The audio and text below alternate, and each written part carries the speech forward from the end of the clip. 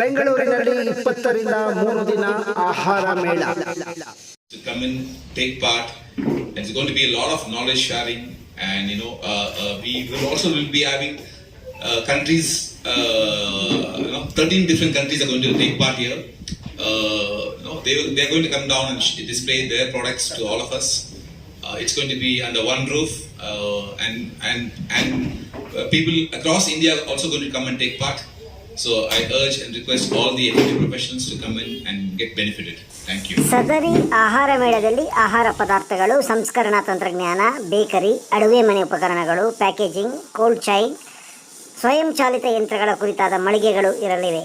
ಮುಖ್ಯವಾಗಿ ಸ್ವಚ್ಛತೆ ಮತ್ತು ಸ್ಥಿರ ಪರಿಹಾರಗಳ ಕ್ಷೇತ್ರದಲ್ಲಿ ಅರ್ಹ ಖರೀದಿದಾರರು, ತಯಾರಕರು, ಸರಬರಾಜುದಾರರು, ವಿತರಕರು ಮತ್ತು ಪರಿಹಾರ ಒದಗಿಸುವವರೊಂದಿಗೆ ನೇರ ಸಂವಹನವನ್ನು ಕೂಡ ಏರ್ಪಡಿಸಲಾಗಿದೆ ಎಂದು ಪತ್ರಿಕಾಗೋಷ್ಠಿಯಲ್ಲಿ ಸಂಸ್ಥೆಯ ವಕ್ತಾರರು ಮಾಹಿತಿ ನೀಡಿದರು.